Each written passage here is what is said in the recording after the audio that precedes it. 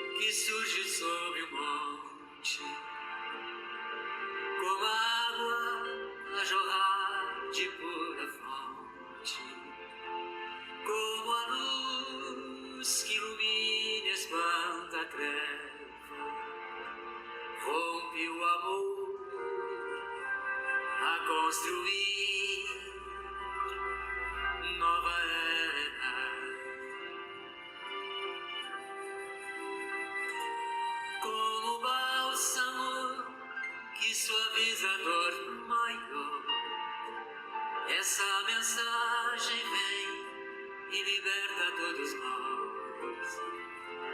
Mostra a vida com mais amplo realismo,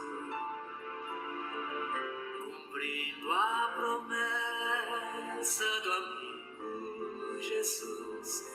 Essa luz,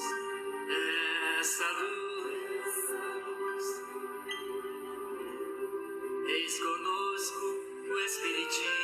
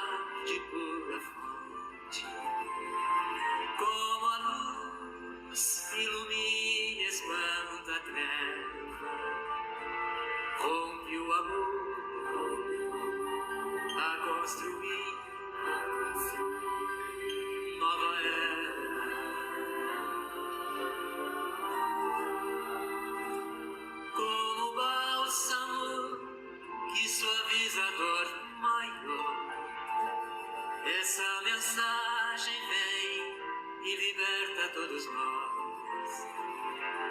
Mostra a vida com mais amplo realismo, cumprindo a promessa do amigo Jesus. Essa luz,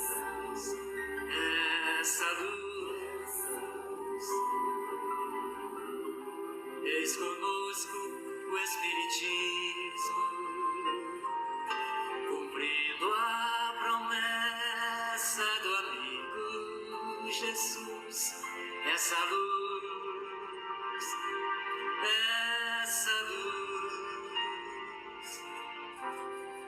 eis conosco o Espiritismo.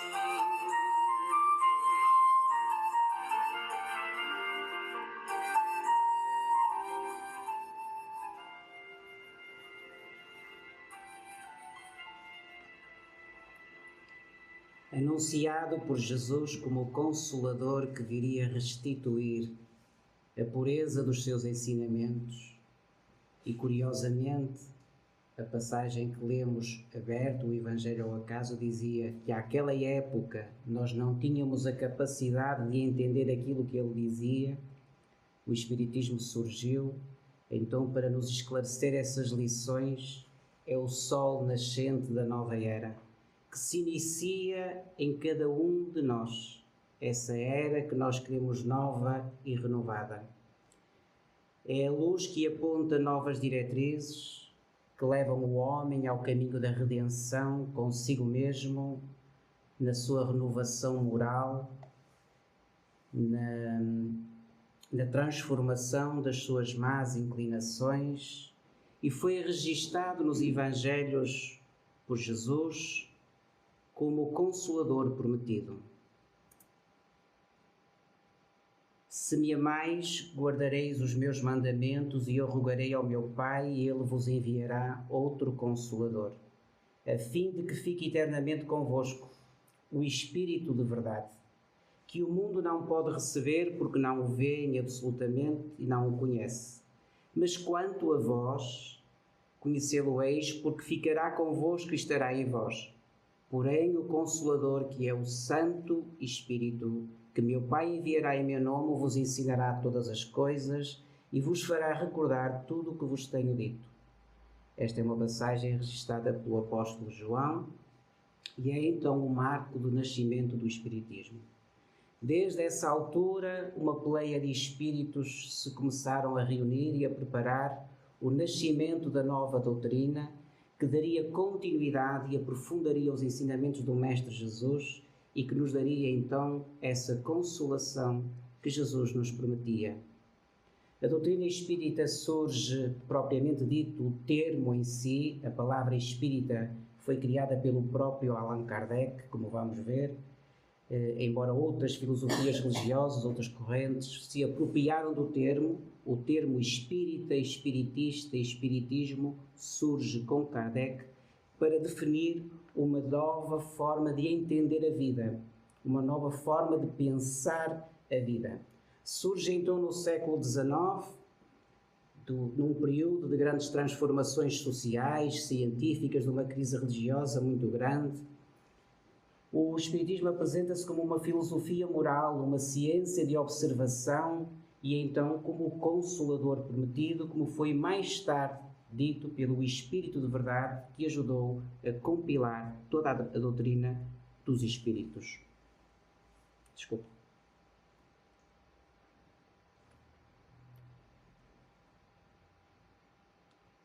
É então no século XIX que a doutrina espírita surge, aturdida a sociedade parisiense, bem como o mundo em geral, em consequência do denominado, na altura chamava-se ao século XIX, o século das luzes, por altura do ilusionismo, em que a França defendia os seus ideais de liberdade, de igualdade, de fraternidade, e é nesse turbilhão de sentimentos, nessa renovação também, na altura em que surgiam grandes transformações a nível tecnológico, há uma perda profunda do sentido religioso. As igrejas ortodoxas deixaram de responder às fontes de pensamento que começavam a questionar a vida e os chamados dogmas que a igreja criava.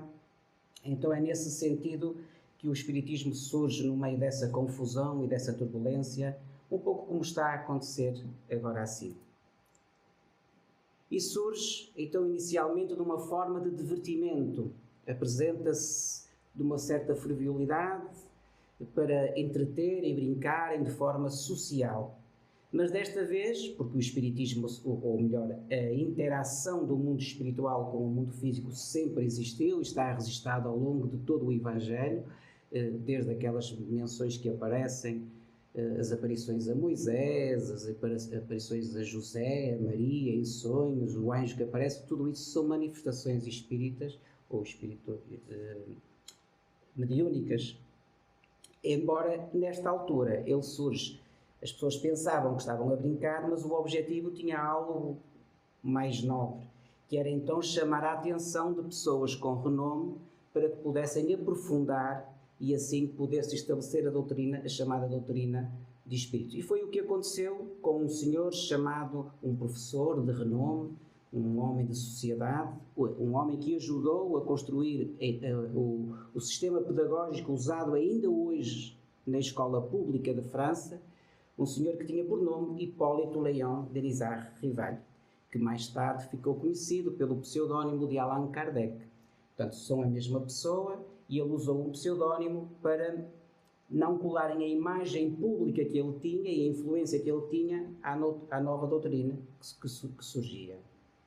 E é então que ele, numa noite em que ele é convidado para visitar a casa uma senhora chamada Pleimeizão, que ele, e foi numa noite, na última terça-feira, está registado nas suas memórias, na última terça-feira de maio de 1855, que ele foi convidado, e aí ele ficou deslumbrado porque, àquela altura, as mesas, entre aspas, falavam, ou seja, faziam perguntas, e o magnetismo, os espíritos comunicavam-se através do magnetismo dos médiuns que estavam à volta da mesa, como nós vemos aí, e por pancadas respondiam sim ou não, até que esta técnica foi sendo testada mais vezes, e começaram a formar um alfabeto com o número de pancadas que eles davam, e começaram a construir palavras e depois, mais tarde, frases, e depois vêm outras técnicas que se foram desenvolvendo, tudo acompanhado por a supervisão desses espíritos.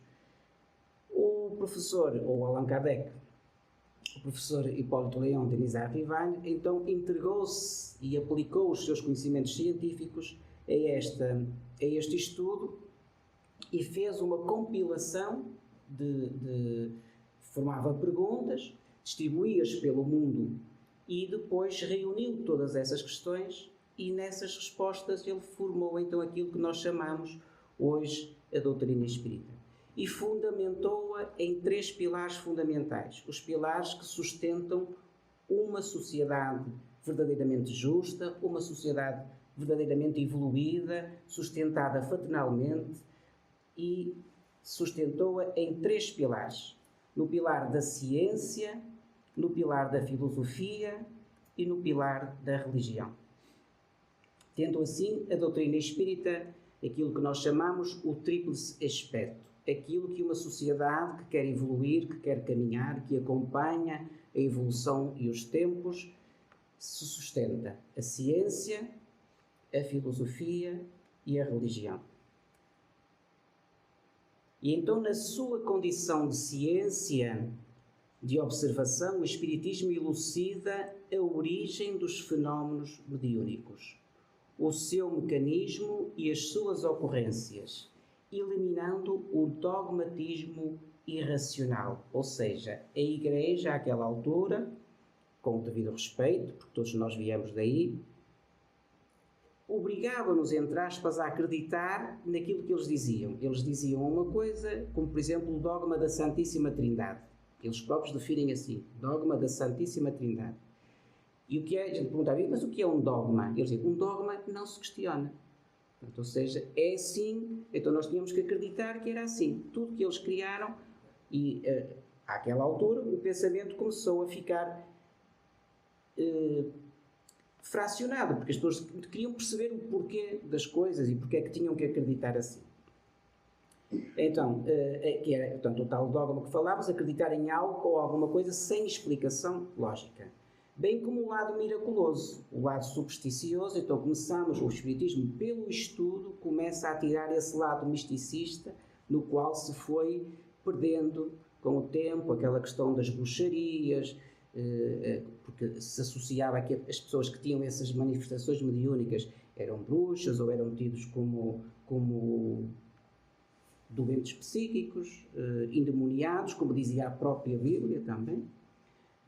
Então começou a despir esse lado miraculoso, esse lado supersticioso através do estudo, e começou a demonstrar que se tratavam de manifestações centradas em uma faculdade que todas as criaturas são portadoras, que está radicada, ou seja, que está no organismo de cada um, segundo o seu desenvolvimento intelecto-moral.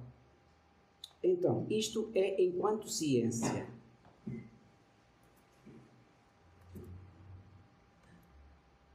E Kardec diz-nos então assim, o Espiritismo é então uma ciência que trata a natureza da origem e do destino dos espíritos e das suas relações com o mundo corporal. Desculpem que eu não cliquei aqui para vocês acompanharem. É ao mesmo tempo uma ciência de observação, uma doutrina filosófica, ou seja, que encaminha o pensamento, que responde às questões práticas da vida, É uma ciência prática e, como ciência prática, ele consiste nas relações que se podem estabelecer com os espíritos. Como filosofia, ela compreende todas as consequências morais que decorrem dessas relações. Então, aquilo que os espíritos nos têm trazido e enquanto filosofia, orienta-nos na vida, dando-nos as respostas para nós podermos viver melhor e pautar a nossa vida de uma forma racional e de forma a conduzir os nossos comportamentos a essa sociedade que todos nós desejamos, mais justa, mais fraterna e mais humana, porque todos nós somos humanos, ou tendemos a ser humanos. Enquanto moral, portanto, enquanto a religião no sentido religioso, aqui nós aplicamos mais a palavra moral e não tanto religioso, a moral dos espíritos superiores se resume com a moral de Cristo e por isso é que nós associamos o espiritismo um pouco à religião, no sentido em que abraça toda a mensagem de Jesus e nesta máxima evangélica de fazer aos outros o que desejamos que nos façam a nós, ou seja, fazer o bem e não o mal. O homem encontra nesse princípio a regra universal de conduta. E isto está no Evangelho segundo o Espiritismo, no capítulo 6. Mas então, por que razão é que nós nos dizemos espiritistas ou por que razão é que nós nos dizemos espíritas? Nós ainda temos um bocadinho de vergonha de assumir a nossa doutrina, a nossa religião. Às vezes nos perguntam, tu estás diferente, mudaste de religião. Nós dizer que somos espíritas ainda temos assim um bocadinho, porque ainda há essa marca, esse cunho de que os espíritas são todos pessoas que lidam com coisas do outro mundo e todos nós temos esse receio. Mas para nós, a resposta para nós mesmos é a mais importante. Essa é a verdadeira resposta que nós devemos ter. Porquê é que eu me digo espírita? Em que é que eu acredito afinal? Qual é a razão de eu me dizer espírita? Qual é a minha fé? E então, agora pedindo desculpa se me vou repetir, porque isto será assim como que se fosse uma revisão. Ora, aqueles que estão a estudar ao sábado vão fazer uma revisão daquilo que fizemos, porque estamos de caminho a acabar o livro dos Espíritos, e vamos fazer uma pequena revisão dos fundamentos do Espiritismo. Aqueles que estão a ouvir pela primeira vez vão ficar a saber então o que é o Espiritismo, e os que estão assim a meio vão aprofundar um bocadinho aquilo que é o Espiritismo também. Então, no livro dos Espíritos, na parte introdutória do livro dos Espíritos, existe lá mais ou menos aproximadamente 34 itens que o Allan Kardec estabeleceu como aquilo que são os fundamentos da doutrina espírita, aquilo em que o espírita acredita. E é nisso que nós vamos refletir então agora, lembrando sempre que uma fé inabalável é aquela que pode enfrentar a razão em todas as épocas da humanidade, ou seja, para não cairmos naquilo que nós lutámos há tempos atrás, o dogma. Nós temos que fazer sempre um exercício da nossa fé, fazer uma reflexão e perguntar-nos mesmo se é isto que a gente acredita. Mas se não acreditarmos ainda, podemos acreditar mais à frente, procurando saber, através da filosofia e através da religião também, se esses fundamentos nos dizem então alguma coisa ou não. Então, diz-nos Kardec, que o espírita acredita em Deus como inteligência suprema, causa primária de todas as coisas. Muita gente vai dizer assim, mas quem é Deus afinal? E essa é a primeira pergunta do livro dos Espíritos. O que é Deus? A verdade é que eles nos dizem que nós ainda não temos capacidade de entender quem é Deus. Por muitas palavras nem temos linguagem para poder definir e não estamos ainda muito colados àquela imagem que nos foi projetada do velhinho de barbas brancas sentada numa cadeira à espera que a gente chegue lá para nos fazer um julgamento. Mas o Espiritismo diz-nos, e por enquanto é o que nós conseguimos abarcar, mais tarde, através do Consolador, poderemos, e da evolução, do estudo, podemos vir a conhecer, como dizia a passagem no início, podemos vir a entender melhor e à medida que nós vamos entrando também neste campo, a nossa mente se vai ampliando para entendermos novas ideias. Então, isto basta saber de início para não nos perdermos então na doutrina. Deus é uma inteligência suprema, é a causa primeira de todas as coisas. Sabemos que Ele é imutável porque Ele não muda segundo a nossa vontade ou segundo os costumes. Portanto, Deus é imutável, não muda. Sabemos que é imaterial porque não é palpável. Provavelmente uma energia, um foco de luz, uma emanação. Sabemos que é único porque senão haveriam vários deuses. Sabemos que é omnipotente porque tudo que a gente vê, a beleza da natureza, nenhum homem ainda conseguiu copiar aquilo que existe. Sabemos que é soberanamente justo e bom porque, tendo todas estas qualidades, está sempre a trabalhar para o nosso benefício. Defendemos ou acreditamos que Ele é o Criador do Universo que abrange todos os seres. E dentro dos seres que Ele criou, existem os seres materiais, que constituem um mundo visível ou corpóreo, e os seres imateriais, ou o mundo invisível, ou o mundo dos espíritos. O mundo espírita, e esta parte é muito importante, o mundo espírita é o mundo normal, o mundo primitivo, eterno. Esta palavra é muito importante, pré-existente. Então, nós somos primitivos ou somos oriundos de um mundo espiritual. O próprio Jesus nos dizia que veio de algum lugar, trazia uma mensagem que alguém o enviou e quando partiu dizia: eu vou para um lugar onde vós não podeis ir ainda, mas eu vou e preparar-vos-ei um lugar. Ou seja, o mundo primitivo é o mundo espiritual. Este é um mundo secundário e há uma razão por cá estarmos. O mundo corporal, então, é secundário, como dizia, e podia deixar de existir sem que isso alterasse a ordem das coisas. Os espíritos revestem temporariamente o invólucro material, ou seja, nós, como somos muito palpáveis e muito físicos, nós acreditamos e temos testemunhos, temos provas de que o mundo dos espíritos existe e que este é secundário. Nós estamos muito agarrados ainda à matéria, porque estamos a viver uma experiência e a matéria condiciona-nos, como vamos ver aqui. Os espíritos revestem então temporariamente, e isso nós sabemos. Isto acontece todos os dias. Nós próprios dizemos: ninguém vai ficar cá para semente. É verdade ou não é? Portanto, sabemos que o mundo corporal é temporário. Tudo que nós temos físico é temporário. Entre as diferentes espécies corpóreas, Deus escolheu a espécie humana em determinada altura da evolução. Deus escolheu a espécie humana para nela se patenteasse as reencarnações, para assim evoluir aquele espírito que Ele criou lá no princípio de tudo, dando-lhes então, ou dando-nos a nós, a superioridade moral e intelectual sobre todas as coisas. E este é um ponto importante também. É que tudo o que acontece no mundo depende do nosso exercício e da nossa vontade, porque nós temos superioridade, e reparem, moral e intelectual sobre todas as coisas. A alma é um espírito encarnado, sendo o corpo apenas o seu evolutório. Nós espíritas definimos alma quando a alma está encarnada e espírito quando o espírito está em estado de espírito no mundo primitivo, no seu mundo original.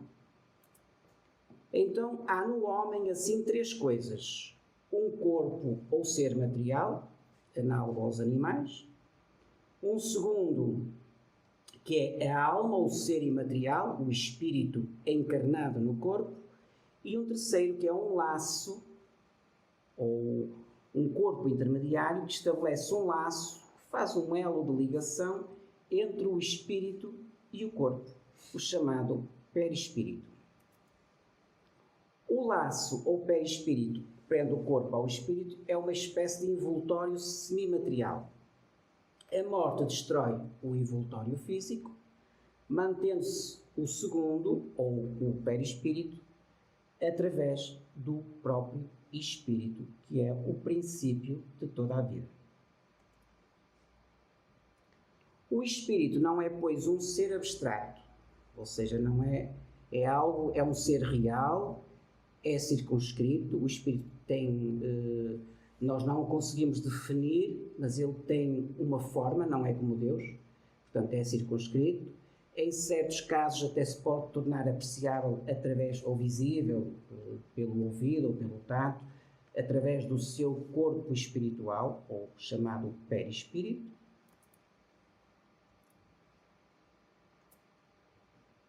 Os espíritos pertencem a diferentes ordens diferentes classes, não são iguais nem em poder, nem em inteligência, nem em saber, nem em moralidade, porque isso depende do livre-arbítrio de cada um, da vontade de cada um de caminhar mais depressa ou mais devagar, tal qual como acontece com as nossas faculdades intelectuais.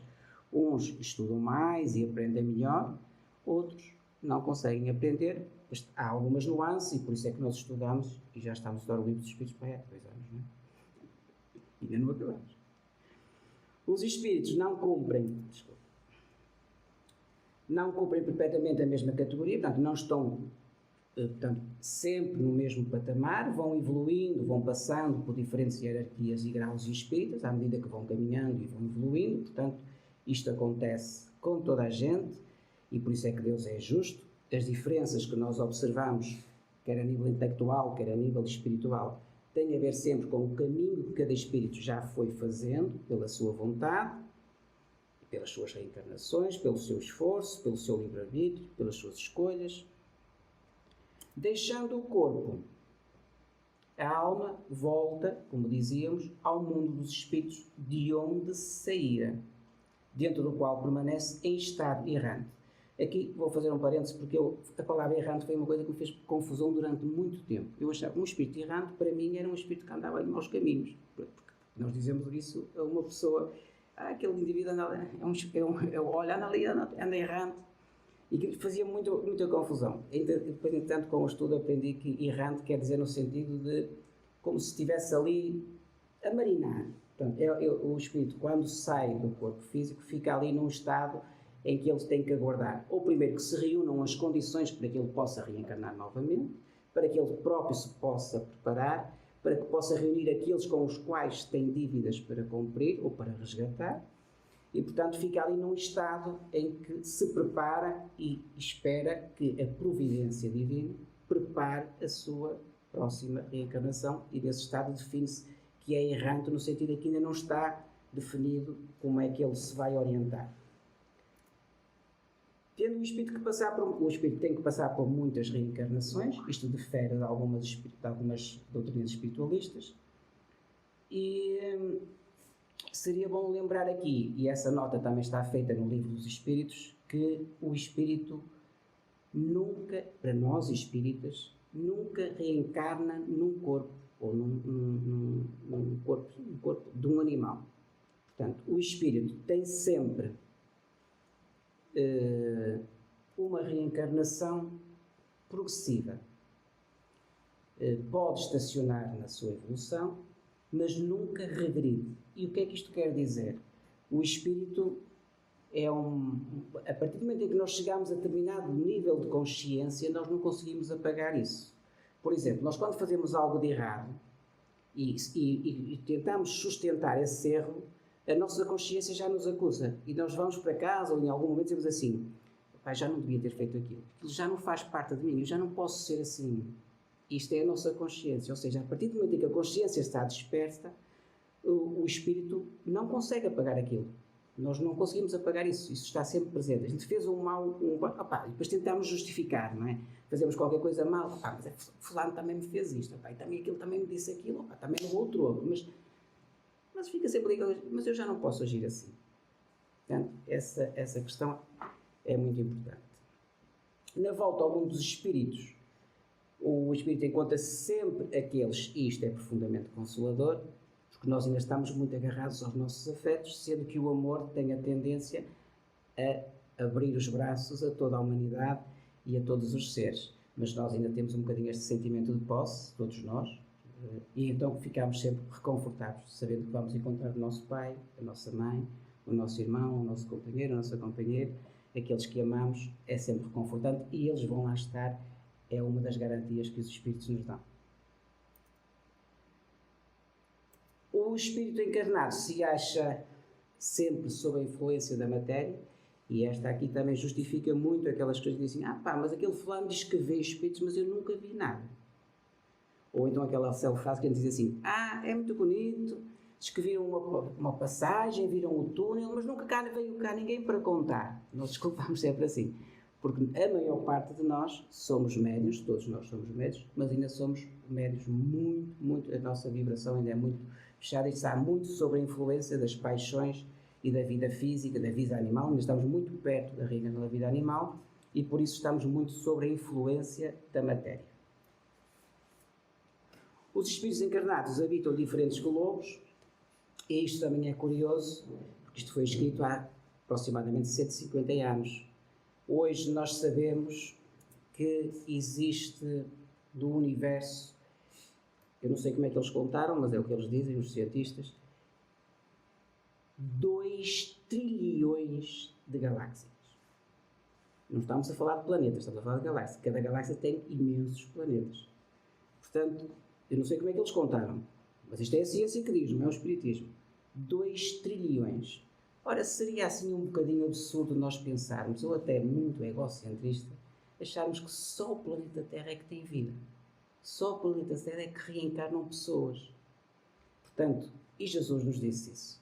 Há muitas moradas na casa do meu Pai. Portanto, o Espiritismo abraça, como diz a mensagem de Jesus. A relação dos espíritos com os homens é constante, portanto, porquê? Porque os espíritos estão circunscritos por todo lado. Quando estão nesse estado errante, eles não estão confinados a um espaço, circulam o espaço todo, estão connosco, estão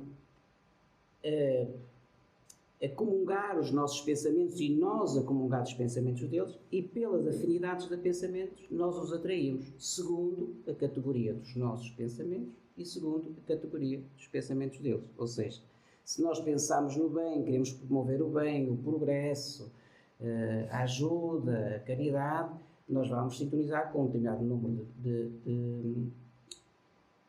de vibrações e de espíritos desencarnados com a mesma afinidade que nós temos. Se o inverso, iremos comungar de espíritos que serão mais pesados e ainda muito atrasados ou pouco adiantados. Os espíritos manifestam-se de forma espontânea ou mediante evocação.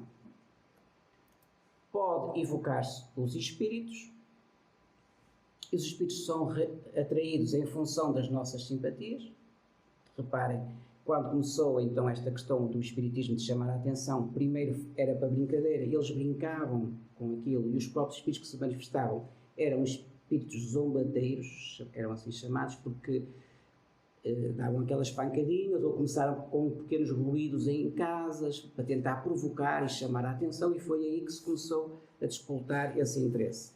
Depois, porque o interesse e o propósito já era maior e homens de renome disseram, há aqui qualquer coisa que, então uma mesa a responder, começaram a ver o interesse, e o próprio interesse começou pelo pensamento a atrair espíritos superiores e mais elevados, que nos levaram a conhecer então a doutrina, e que mais tarde viemos a saber que o propósito era exatamente explicar aquilo que Jesus não conseguiu explicar, aquilo que nós não fomos capazes de entender, e então é esta sintonia hoje, este trabalho que nós temos que fazer de sintonizar os bons espíritos que nos possam ajudar a solucionar os problemas da humanidade, quer a nível moral, quer a nível tecnológico, e desenvolvermos uma sociedade mais humana, mais moral, mais justa e mais fraterna. Ensinam-nos que o egoísmo e o orgulho, a sensualidade, são paixões que nos aproximam então do sentido animal, dos sentimentos animais, e isso prende-nos à matéria. Quanto mais presos estivermos à matéria, mais afastados estamos então do destino e do propósito para o qual fomos criados. Mas ensinam também que não há faltas irremessíveis, ou seja, aquela questão de que a Igreja dizia que nós nascemos em pecado mortal e vamos morrer em pecado mortal e temos que passar todos pelo inferno. Isso não existe. O verdadeiro purgatório, se quiserem chamar, é a vida física. É ou não é? A vida de todos nós, às vezes, é um purgatório. As lutas que nós enfrentamos, as dificuldades que nós passamos, esse é o verdadeiro calvário que nós temos que ultrapassar. Então, e agora vocês vão dizer, este gajo falou de caraças. Não, mas eu vou resumir isto com os 5 dedos. Não fui eu que inventei, foi o próprio Kardec que disse isto. Mas se vocês querem assim, alguém pergunta, porquê é que tu és espírita? Vocês então vão dizer assim, sou espírita porquê? Os 5 fundamentos da doutrina espírita. Tanto para ler e para resumir isto em 5 dedos. Nós acreditamos na existência de um Deus único, um Deus soberanamente justo e bom.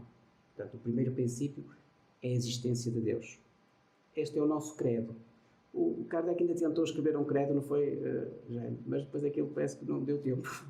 Parece qualquer coisa. O segundo fundamento é a imortalidade da alma, ou seja, nós acreditamos que viemos de algum sítio, estamos cá por alguma razão e vamos regressar a esse mundo primitivo, porque nós acreditamos que a alma não morre, o espírito não morre.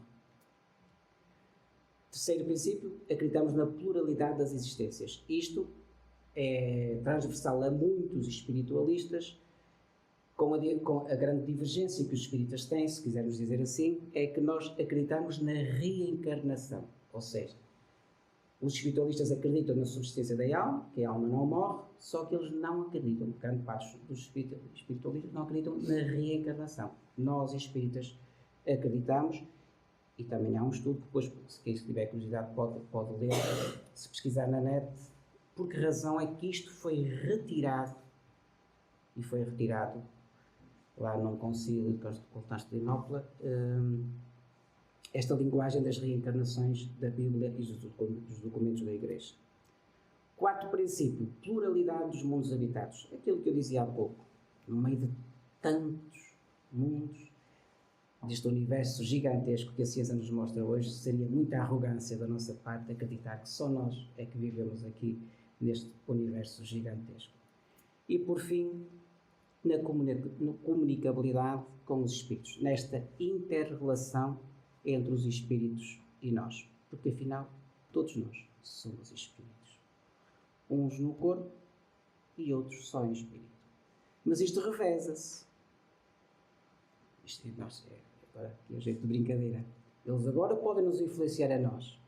Daqui por uns tempos nós vamos para lá e vamos influenciá-los a eles. Mas se nós sofremos agora, não queremos que ninguém sofra. Então, quanto mais nós lutuprarmos agora, melhor será a nossa influência sobre aqueles que vamos poder ajudar a desenvolver a tal humanidade que todos desejamos seja mais justa e mais fraterna. E pronto, vou só terminar com um pequeno texto, lembrando sempre que fora da caridade não há salvação, e fazendo aqui um paralelismo entre aquilo que é o Natal do Espiritismo, aquilo que é o Natal das nossas vidas, e lembrando que Kardec teve a sua primeira experiência na última noite de maio de 1855. Há noites que se perpetuam no tempo. A noite de Natal da doutrina espírita é uma delas. Não é uma data que o mundo celebra, não é com as luzes, mas num instante silencioso que acontece no coração. Enfim, quando a alma se lembra da sua origem divina. Porque nós, espíritas, sabemos de onde viemos, por que razão estamos aqui, para onde vamos. Porque Jesus, o nosso modelo e guia, nos mostrou essas coordenadas do amor maior. E como tal, para nós, espíritas, o Natal não é apenas uma memória do nascimento de Jesus, mas a recordação íntima do nascimento da luz em cada um de nós. Essa amplitude de consciência e que cada dezembro do calendário humano possa então corresponder ao dezembro da nossa alma. É esse recanto interior onde a esperança renasce, mesmo quando tudo parece deserto na nossa vida. O Cristo da manjedoura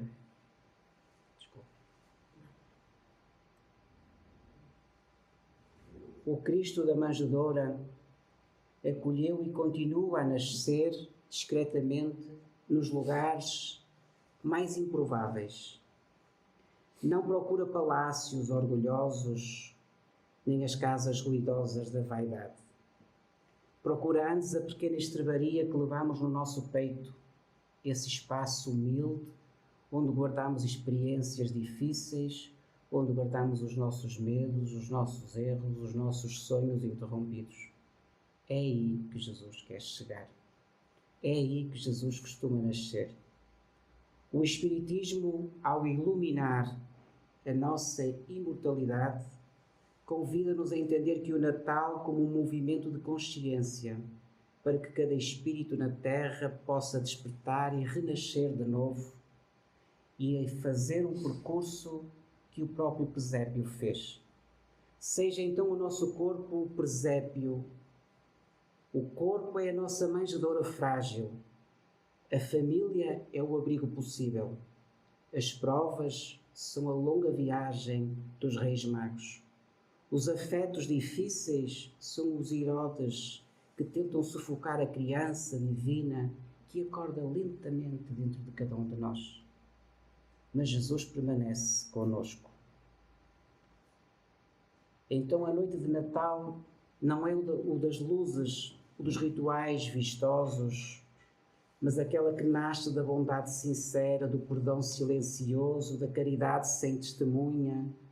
O Natal do Espiritismo é assim a celebração da simplicidade que transforma, da caridade que resgata, da esperança que não se cansa. É olhar o mundo com olhos fraternos, sabendo que cada criatura é um viajante espiritual, um companheiro de viagem que conosco caminha na esperança de um novo amanhecer. E quando a dor nos visita, como visitou hoje a Maria e a José, aqueles peregrinos sem teto, sem lugar certo, é na paciência, é na confiança que guardamos no menino da nossa fé. É a espiritualidade que ensina que nenhuma lágrima se perde e que tudo tem uma razão de ser, que tudo é uma lição e um desafio, uma lição amorosa que o Pai nos oferece para nos educar e nos preparar para a sua eternidade. Assim, o verdadeiro Natal acontece quando nos desprendemos das queixas, quando acendemos a vida com compreensão e oferecemos sem palavras as paz que muitas vezes gostaríamos de ter. Quando a noite se fizer mais escura, lembrando a gruta de Belém, recordemos: o Cristo nunca nasceu na claridade do mundo, mas na sombra humilde e silenciosamente oferecida da nossa paz. Que cada gesto de amor seja então uma estrela, que cada reconciliação um canto de louvor, que cada renúncia feliz seja então o incenso e o bálsamo da paz. E que no silêncio desta noite, não a noite do calendário, possamos então ouvir dentro de cada um de nós o mesmo anúncio que ecoou há mais de 2000 anos. Paz a terra aos homens de boa vontade. Muita paz.